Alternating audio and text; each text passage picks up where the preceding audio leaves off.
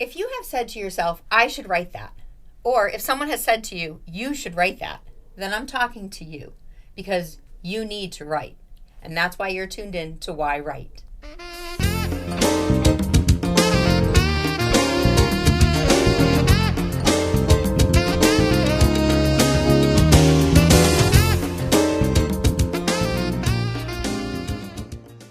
Hi, welcome to yWrite. I'm your host, Angela Grout, and thank you for joining another episode of yWrite, where we talk to writers to find out why they're writing, in hopes that you might start writing your story too.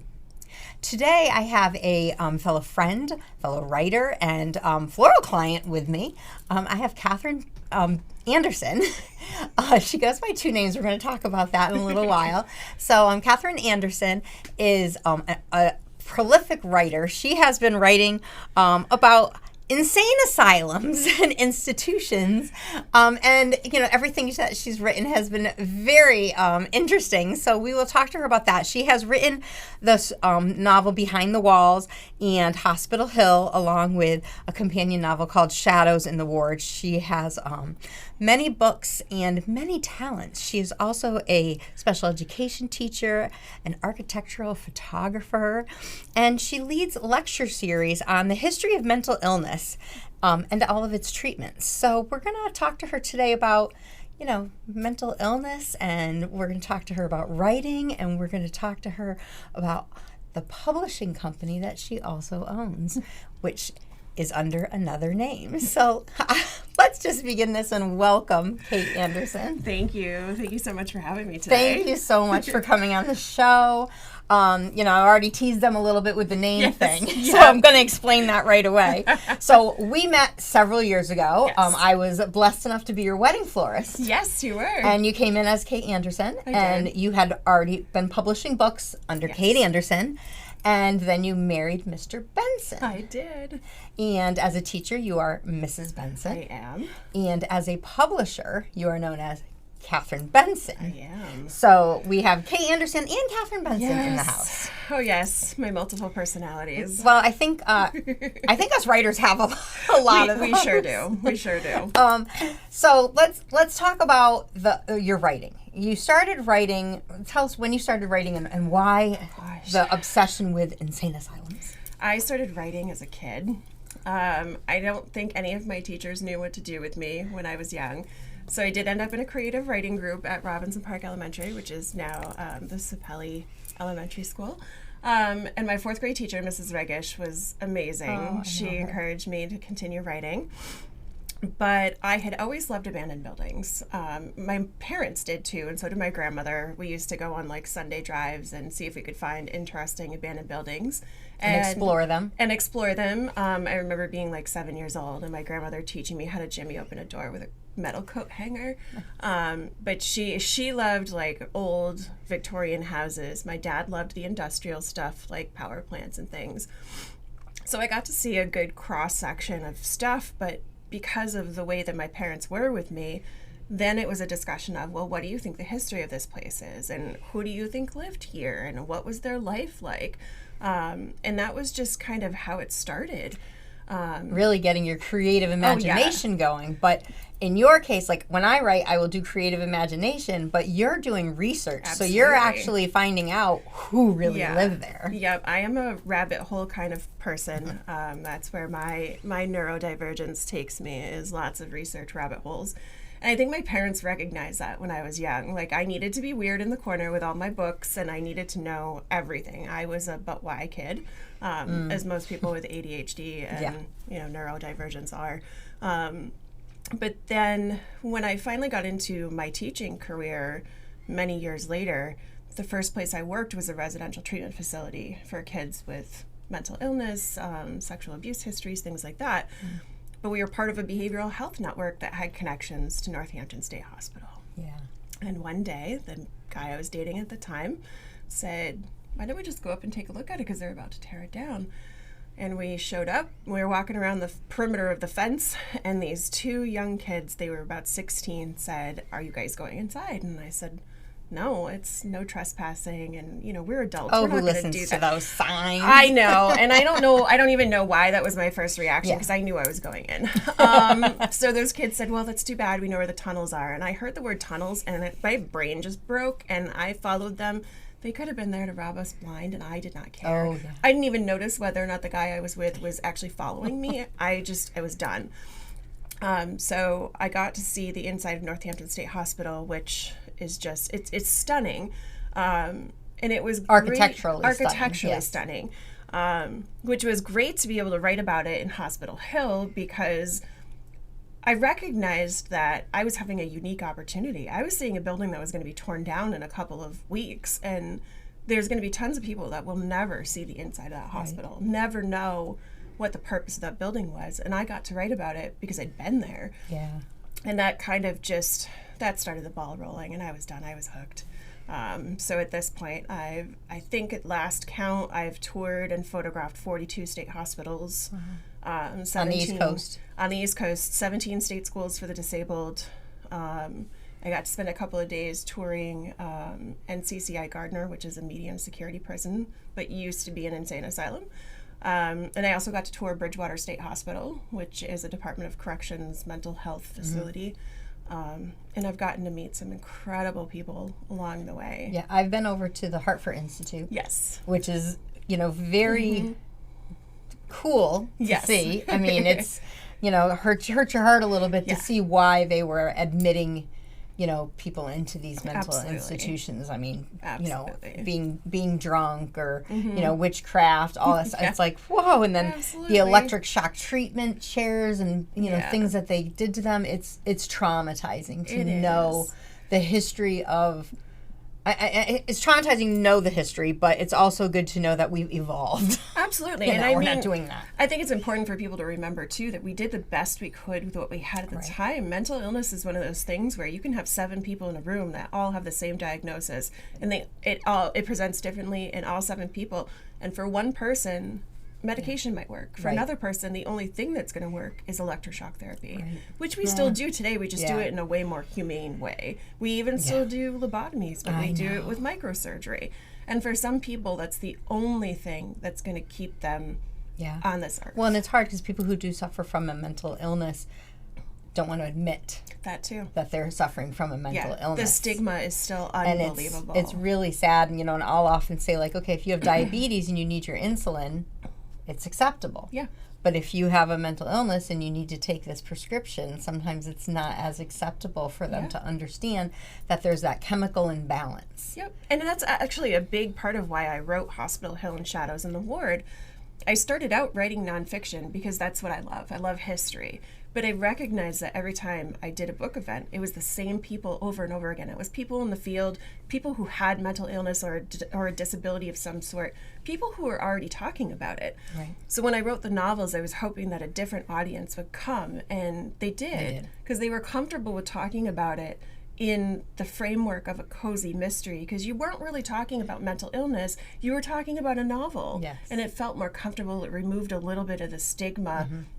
But people would come and ask some really deep questions about mental health. Well, and I think it's Hospital Hill where you have the doctor who is sort of, abusing his patients.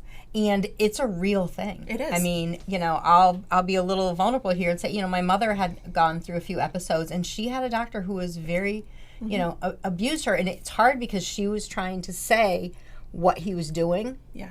But, of course, who was believable? Not the crazy person. The doctor. And it makes you look more crazy when you're making accusations. I liked reading it because I saw that, and it's such a true version of some things that happen. I mean, we always want to trust the doctors, but unfortunately, especially in a mystery like this, you want to make things a little spicy. But it's also, it's a slice of real life, and that mystery, I created that mystery out of extensive research and reading firsthand accounts of what life was like in psychiatric hospitals, and talking to former Northampton State Hospital staff who said, this could have happened. And that's interesting. So you were able to interview workers who actually worked there, so they could tell you about their everyday experience and, a little bit of some of the stories behind the doors, even though we have all these HIPAA rules. I mean, if you're not sharing names and things, you're sharing examples, and we have to share examples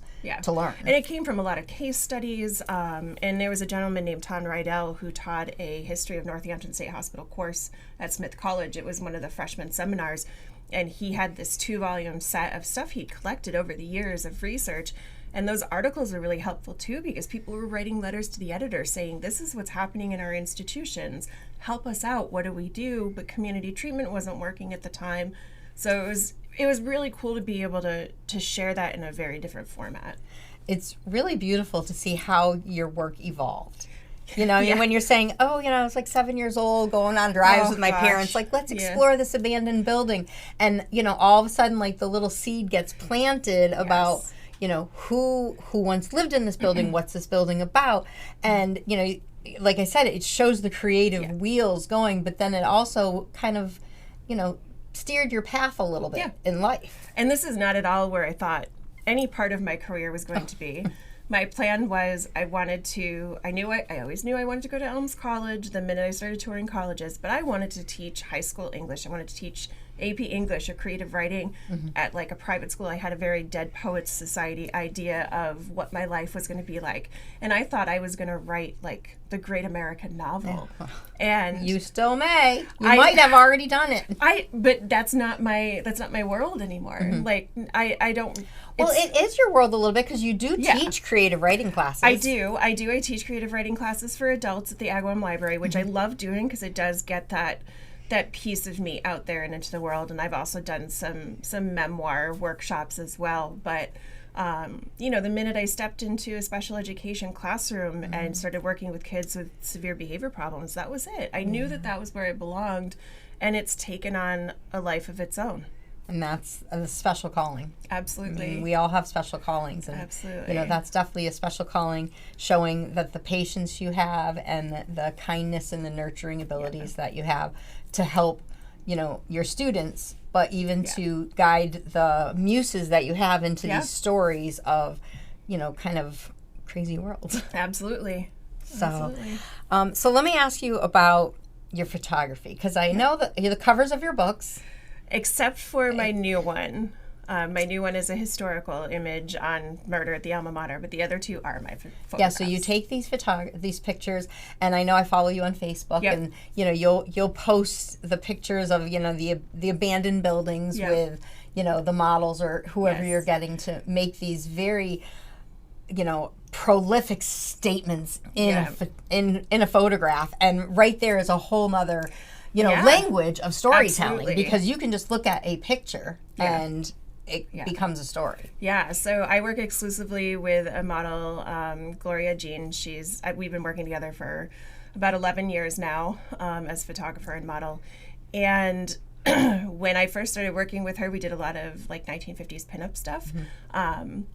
But then I met a couple of clothing designers. I work really closely with Catherine Paderwick in South Windsor. She runs a design company called Redfield, and she's stunning. Her stuff is amazing. She makes a lot of cosplay stuff, but a lot of her stuff is Victorian inspired.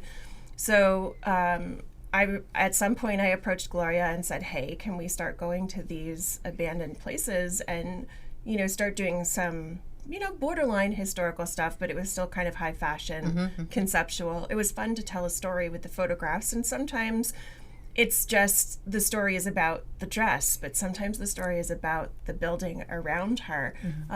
So we've frequently gone to Tewksbury State Hospital, where they allow us to do actual photography events.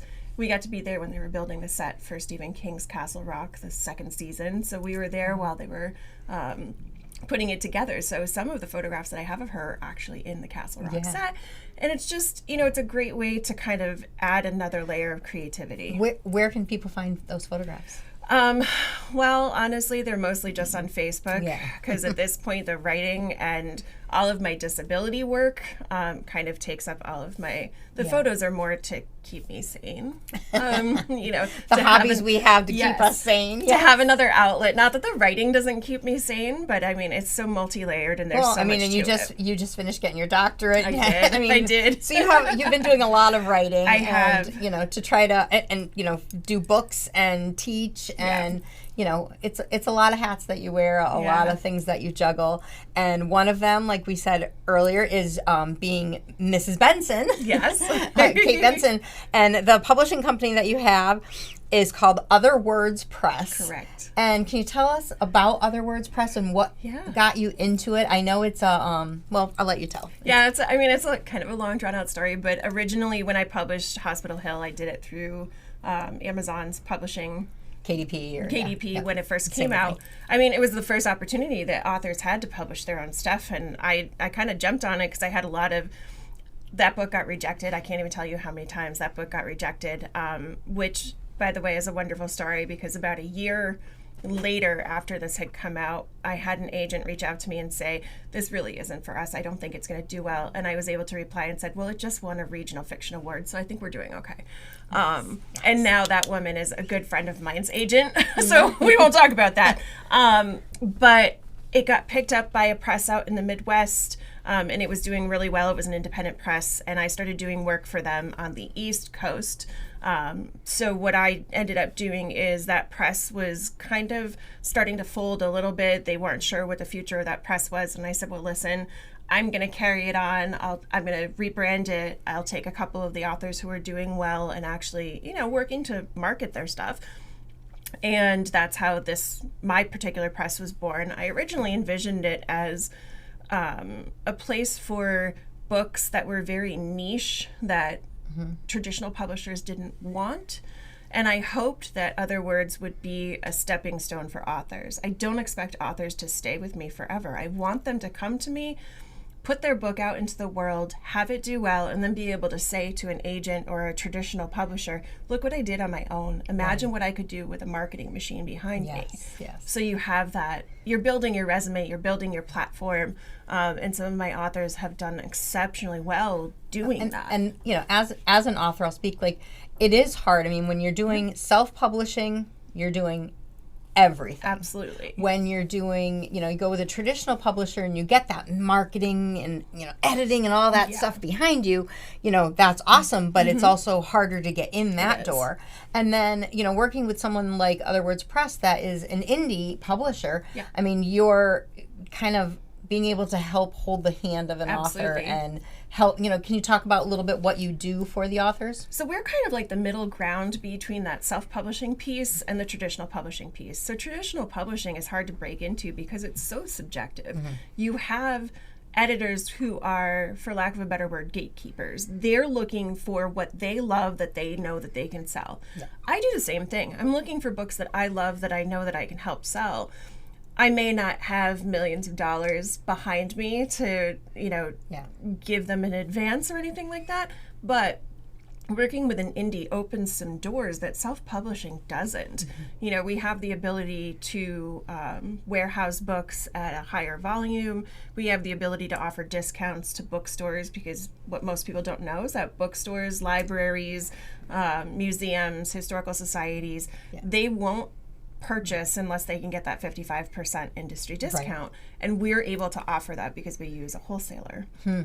Also, that was interesting for me to learn too. I did find out that like Ingram Sparks is one that that's the one that I use. That can help you get into those things, whereas KDP and Amazon and, you know, they don't. Yeah, because KDP and Amazon are very they're proprietary. It's Amazon only. So if you publish through KDP, that's the only place your book is going to live. And for most of us, the purpose of doing this is we want our book out in the world. We want people to see it in a catalog and say, I need to carry that in my store out somewhere out in California. And that's where Ingram Spark comes in, and they open the door to that because they have a catalog that they send to everybody. It's also easier to get our books into the library systems because if someone requests it, they can then go online and see it and pick it up. Whereas self-publishing, when I first put Hospital Hill out, I was running around to libraries and gifting them copies. And it's what we do. Yes, that's what we do. And this also opens the door. There's a lot of contests that you can only enter if you are with an indie publisher and up. Okay. They won't accept self-published books. And it's a struggle because we know that we're writing quality stuff that needs to be out in the world. And it's frustrating that, publishing has changed so much that, I think a lot of times editors aren't even really looking at what's coming to their desk, and they're overwhelmed by it too, because now everybody's like, oh, I can write a book, and everybody can write a book, and you can, and everybody should write a book. Everybody can, and everybody should, but there's a limited world for us to jump into with that traditional publishing. Yeah. Now, how many books do you publish a year? Honestly, it depends. This year I've taken on more than I normally do. We typically do one book a season. Our most recent was a middle grade called River Walking by Mark Paleologopoulos, which has done exceptionally well. I know him. I keep saying I need to reach out to him. Yeah, Mark is phenomenal. His book is stunning. It's about a little girl with a terminal disease who passes through a hedgerow into a whole other world where she has to learn how to get over the challenges of her disease and really develop into a young woman that finds her place in the world. And it's a great book. And then we also had put out before that a beautiful memoir by a writer in Seattle. It's a music-based memoir. It's called Amplified Heart by Bryn Gribben. She's phenomenal. Has a PhD in Victorian literature. Oh.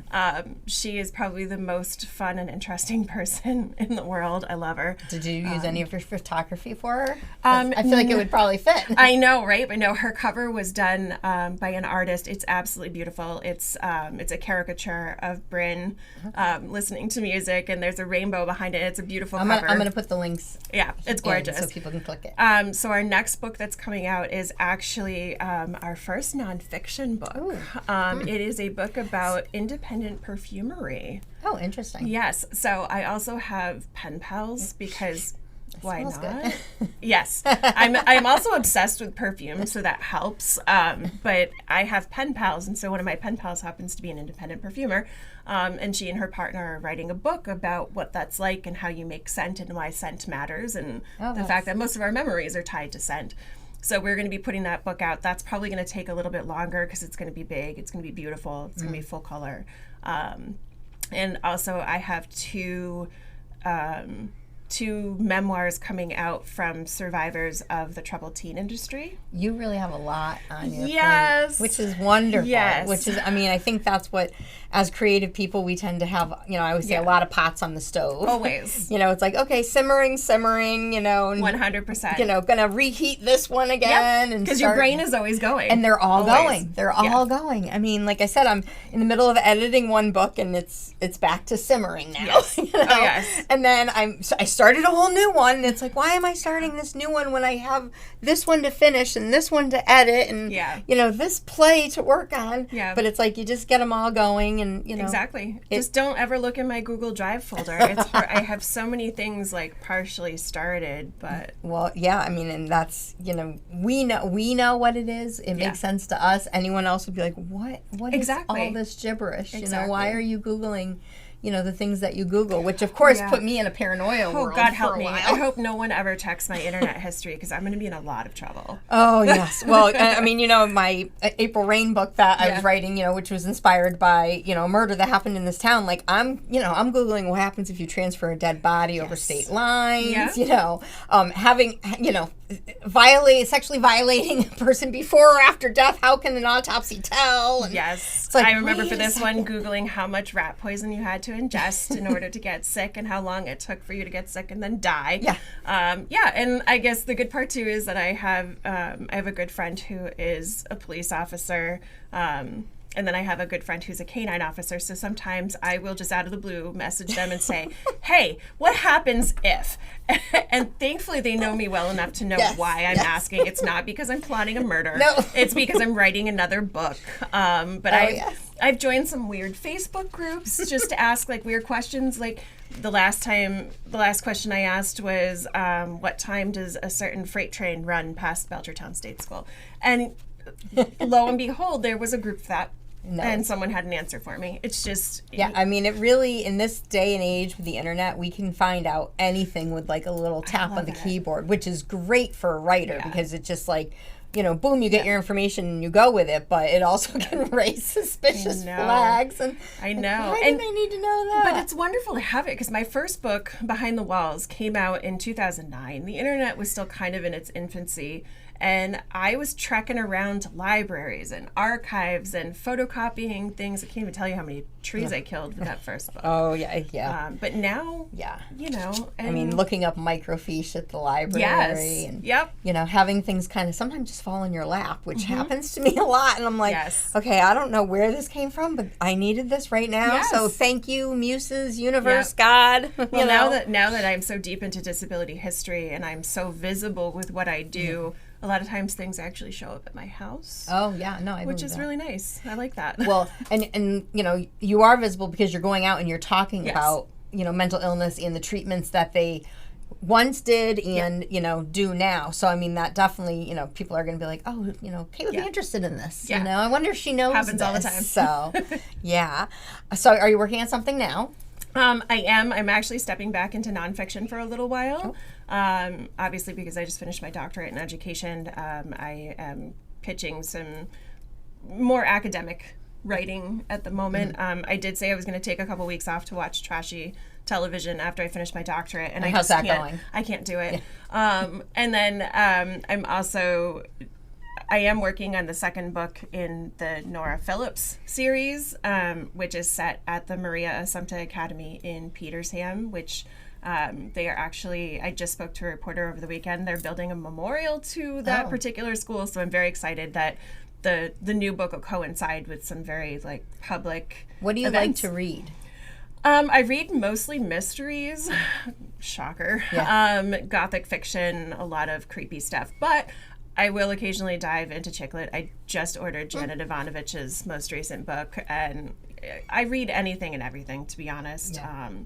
My house is just all books all the time. My poor husband, he doesn't have a square inch to himself in the house. I have books, and then I have, you know, my nightstand has the books that I want to read, the books that and I don't like saying like want to and have to, but you know, it's like want to read, have to read, and then, you know, the ones that I can just pick up and, you know, just read a little bit, and then, you know, your self-help books, your devotionals, your journals. Like, I got this whole routine. It takes me an hour to go to bed. Cabinets full of notebooks, boxes of pens everywhere. Let me ask you that. So when you're writing, you handwrite? I handwrite. What do you do when it's done? Well, so, oh gosh. I don't know what to do with those, you know, handwritten pages. So for a long time, I kept all of it. But I've started scanning everything and then trashing it, because that's a lot, though. You know, it's taking over my house. You know, because I've got, you know, I got Rubbermaid bins. Yes, I've got file cabinets filled. Three desks in the house, and I use them all. And you know, I've got stuff everywhere. My daughter goes, "You have like 90 desks." I go, "I don't have 9," and then we're counting. I'm like, 90. I go, "I have like maybe 8." Exactly, and every surface is a desk. It doesn't matter what it is: kitchen table, coffee table, couch. It's all a desk. And you know, I think the other part of that is that for me, because I have the writing piece, I have the research piece, but I run a nonprofit, so I have the disability piece, and we're building a museum, so I have a museum in my house on top of everything else, and then I have cabinets. Where are you building this museum? What is this museum? Oh my gosh! It's a museum of disability and institutional history, and it's going to be at the former Belchertown State School. So the former administration building is going to become a museum. So you're acquiring items. Oh my gosh! Yes, I have so much stuff. I was actually offered a 6-foot-tall copper rooster that used to hang at Belchertown State School, and I was like, "Can we put that in storage?" If I bring a rooster home, I don't think my husband's going to be okay with that. He'll be in a corner rocking, and just I used to have a pretty house. Yeah, well, oh my gosh. I can talk to you for hours and hours, because between talking about why you're writing, how you're writing, what you're publishing, who you're publishing, a museum that you're working on, raising and the money to do. Like a ton, but I swear it all connects, and it just kind of sits in this one little ball for me. It's not. I mean, I do sleep. I promise. Yeah. I do sleep. I'm the same way. And my friends and family would be like, "Wait, you're doing a play? You're working on a movie script? You got another book? It's so much. Pick a little niche and go." And I go, no. And you knew me as a florist. Like, I mean, I would be doing birthdays, anniversaries, weddings, funerals, all of that in a day. Yeah. And it's like, you just make it work. And time management is huge. And my wedding flowers were incredible, by the way. Yeah. Absolutely beautiful, with my nice vintage dress. And we did take wedding photos in an abandoned building. Yeah, of course you did. Of course we did. And a cemetery. Well, I think someday you're going to be putting all of those photos to be published just so that people can see your photography. Oh, goodness. I used to submit to magazines quite frequently, but you get other things going in your life that take over. I find something online that says, let's, send a submission in, and then I email it to myself, and then by the time I look at it, I'm like, the deadline passed. Gone. And all the time. It's like in that moment, if you don't do it, it's like, yeah.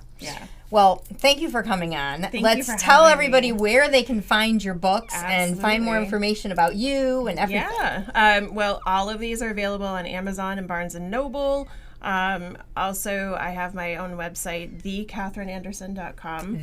Katherine Anderson. Comes from a good joke where there was a picture in the paper of a 90-year-old woman, and it said Katherine Anderson, and I said, that's not me. And so they introduced me as the real Katherine Anderson. So that's my website now. Yes. I'm the Katherine Anderson. And also all of my nonfiction is on Amazon. If you follow my author page, everything is there.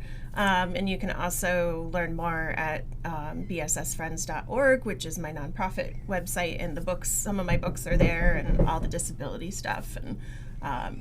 And also you can visit otherwordspress.net to learn more about the publishing piece. Yeah, no, it's great. I'm going to put all the links in, and again, so many links. There's a lot of links, and you do teach some writing classes at the Agawam Public Library. So if someone's interested in doing something, they can do that. So. Door is always open. Well, thank you so much for coming on. This was great, and I'm glad that the yWrite family, the audience out there, got to learn about the Kate Anderson and Mrs. Kate Benson, because you're just a fascinating woman, and I admire. I guess it depends on who you ask. I admire everything that you're doing, and I think that like souls connect. Absolutely. So whether the world brought us together for flowers in the beginning, it's bringing us together for a lot of things. Yep. So I love thank it. you. Thank you. And I want to thank you, my listening audience in Studio 954, for making this show possible.